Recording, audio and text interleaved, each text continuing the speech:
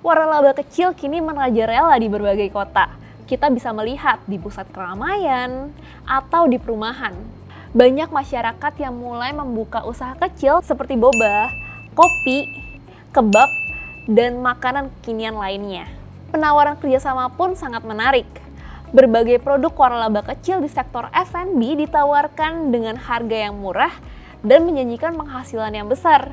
Meskipun return yang dihasilkan tidak secepat investasi di instrumen yang lain seperti kripto ataupun saham. Kementerian Perdagangan memperkirakan bisnis waralaba akan tetap mengundang minat tinggi pelaku usaha. Usaha di bidang retail dan kuliner akan tetap mendominasi perkembangan waralaba. Direktur Jenderal Perdagangan Dalam Negeri Kementerian Perdagangan Oke Nurrawan mengatakan peluang tersebut meliputi potensi pasar yang besar dan terus tumbuh mengingat makanan dan minuman merupakan kebutuhan dasar. Tingkat resiko yang rendah dan keuntungan yang besar juga berpotensi untuk meningkatkan minat berbisnis dengan waralaba. Dia mengatakan tren waralaba cenderung positif dalam 2 tahun terakhir jika melihat jumlah gerai yang ada. Gerai waralaba didominasi dengan bidang usaha retail yang kemudian disusul dengan usaha kuliner dan jasa pendidikan yang non-formal. Kira-kira bisa nggak ya waralaba menjadi pilihan investasi selain investasi di pasar modal? Inilah panduan investasi.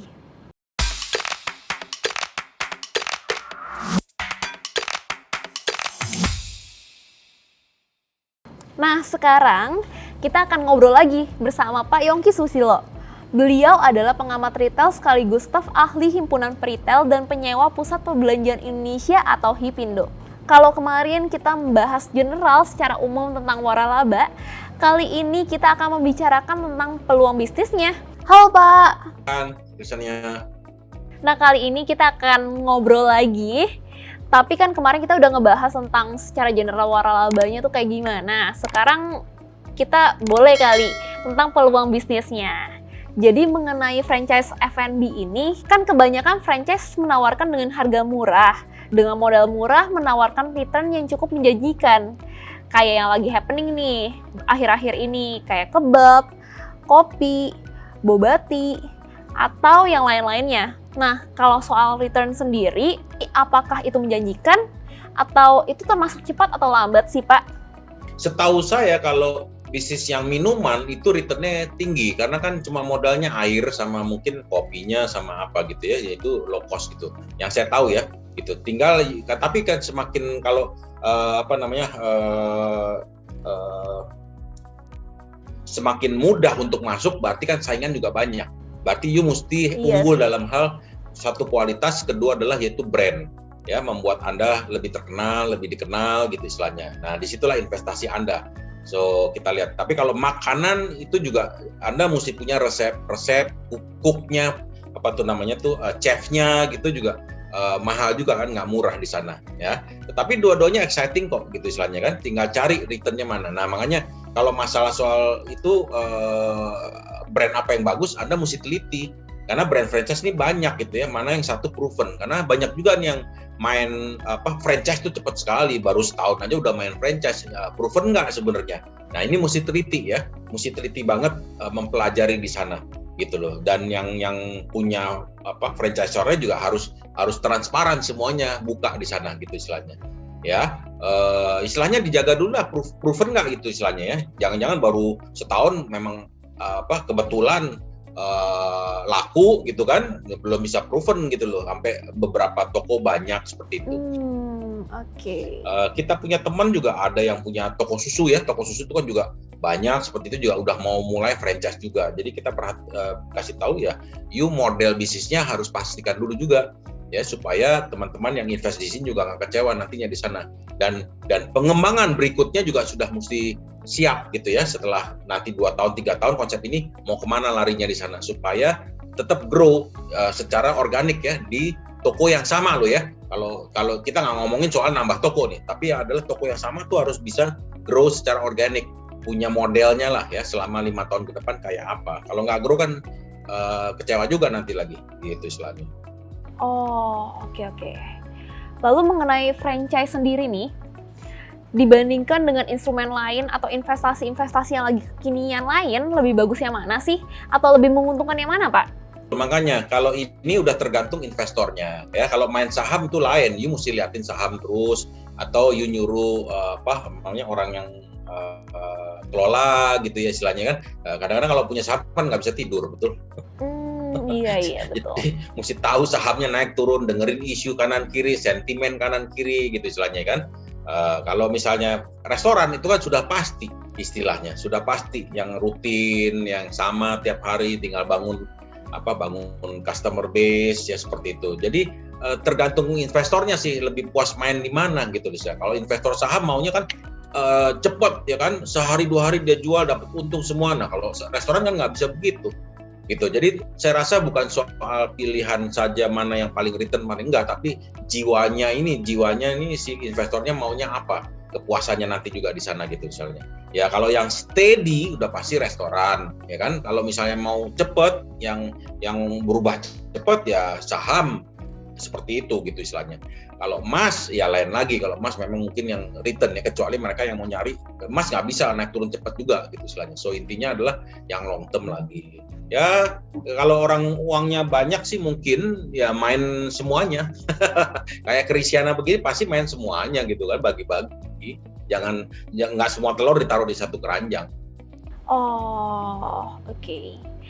Lalu aku penasaran deh, untuk skema investasinya itu bagaimana sih Pak? Apakah ada dividen atau skema lain gitu kalau bisa di franchise? Ya pasti dividen gitu ya, pasti profit sharing sih seperti itu yang mereka harapkan. Ya, tapi kan lain kalau crowdfunding rada beda sedikit dengan franchise. Tapi intinya ya bagi hasil lah, sama-sama rugi.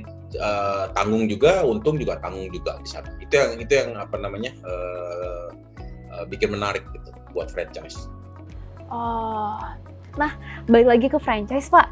Tadi aku sempat penasaran. Sekarang kan udah dunia digital ya Pak. Apakah bisnis franchise ini akan merambah ke digital atau kira-kira masih bakal ada offline store-nya atau gimana Pak? Dalam hal online offline itu ke depan itu udah nggak dipisahkan lagi, kita ngomong online offline sudah menjadi namanya omni channel gitu loh. Jadi mereka sudah siap. Betul. Kalau harus punya toko, nggak mungkin nggak punya toko deh gitu ya, karena kita apalagi makanan, you mau sesuatu yang fresh biasanya orang Indonesia ya, pengen nongkrong sore-sore, pengen duduk ya, ketemu temen, itu yang dicari, bukan makanan yang tadi saya bilang. Ada segmen tertentu yang memang mungkin maunya makannya di rumah, nggak mau, malas keluar, ngirit ongkos dan macam-macam ada, cuma itu nggak semuanya.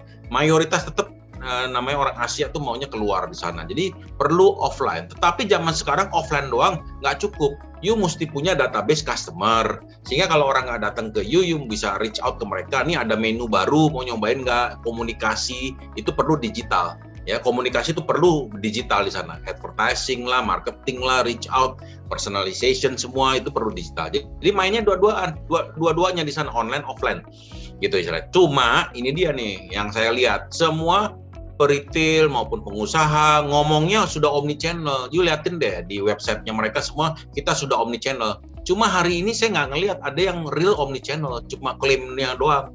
Yang ngeklaim omni channel sebenarnya bukan retailnya, harusnya adalah consumer ngerasain nggak omni channel gitu istilahnya. Saya kasih contoh di sini nih ya.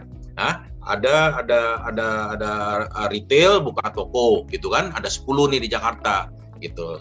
Kita lihat di website ataupun di Facebook gitu ya, ada produk bagus nih, saya kepengen nih beli di sana, ada e-commerce-nya lagi. Nah sudah mulai di sana, tapi saya pengen lihat produknya kan, saya masih ragu di sini kan. Nah akhirnya ke toko gitu istilahnya. Pas sampai toko kita cari nih Pak, nih produk ini yang saya mau di sana, waduh lagi kosong Bu, ibu mesti ke toko yang toko kita yang ada di 10 km dari sini gitu istilahnya. Padahal dia punya online, punya toko ya kan, mungkin punya toko di Instagram dan macam-macam. Dia bilang omni channel, bukan. Kalau omni channel tuh adalah saya sebagai customer nggak mau tahu ya, you bilang di online ada, begitu di offline nggak ada, dan adanya di toko lain, saya nggak mau tahu. Yang penting saya sudah datang di sini, saya bayar di sini, nanti tuh barang nyampe ke saya. Nah itulah omni channel gitu istilahnya ya. Ketika saya datang pun saya nanya, Pak ada stok berapa? You liatin di sana di Indonesia saat ini masih akan bingung deh jawabnya, karena dia masih menghitung pakai mata gitu saya. Jadi itu saya rasa belum digital inventory aja belum digital, nggak siap. Kalau inventory nggak digital, nggak siap untuk omnichannel. Udah titik, seperti itu aja. Dan ini semua toko di Indonesia kayak begini nih masih. Inventory aja ditanya masih belum tahu gitu istilahnya. Ya. Tapi consumer ke depan adalah sekali lagi bentuknya manusia, tetapi dalamnya adalah digital. Ya, gitu istilahnya. Nah, napasnya udah oksigen dia tuh oksigen digital, data gitu istilahnya. Nah, itu yang harus diperhatikan. Kalau pedagang masih mikirnya adalah online, offline, aduh bahaya tuh ke depan gitu istilahnya. Oke, pertanyaan terakhir nih Pak. Boleh dong kasih tips tata cara berbisnis di waralaba? Karena kan kita tahu nih kalau misalnya berbisnis ada step-step yang tepat agar nggak rugi. Atau kasus kerjasama sama siapa, dia malah rugi atau malah tertipu. Nah, menurut Bapak gimana sih cara berinvestasi di waralaba, baik yang kecil, dari kayak waralaba kecil ataupun waralaba besar yang udah ada brand besar gitu, dan melangkahnya tuh biar nggak rugi tuh gimana sih Pak? Baik, so intinya bagaimana kita bisa menghindar daripada bisnis-bisnis waralaba yang tidak menguntungkan buat kita ya, supaya tidak terjebak istilahnya seperti itu. Ya, pertama, you mesti buka datanya dia, dan kedua verifikasi dulu ya dengan mungkin beberapa kompetitor. Jadi Anda bisa membandingkan angka ini masuk akal atau enggak di sana. Itu salah satu sebenarnya ya, kita melihat di sana. Kedua adalah ya kita coba bincang dulu dengan ahlinya di bidang itu, karena ahli punya feeling mengenai ini jalan nggak kalau buka di daerah tersebut dan macam-macam, ya kan? Kalau franchisor yang bagus sebenarnya dia menasehati, Pak ini saya nggak bisa pakai lokasinya, ya kan? Karena nggak ada traffic di sini, atau parkirnya Pak ini nggak cukup Pak, seperti itu. Oh ini jalannya menurun atau menanjak Pak, nggak bisa ini, seperti itu. Jadi jangan buka di sana. Nah itu franchisor yang bagus. Ya, ada franchisor yang mungkin ya udah buka aja, yang penting saya dapat franchise fee kan nanti di sana. Nah, ya itu akhirnya kejebak di sana. Akhirnya tutup lah, nggak sampai setahun di sana gitu istilahnya. Ya, atau Anda hubungin, kan ada organisasi misalnya ada Wali gitu ya, Waralaba Indonesia di sana, tanya rekornya gimana dari 100% toko berapa yang fail gitu istilahnya.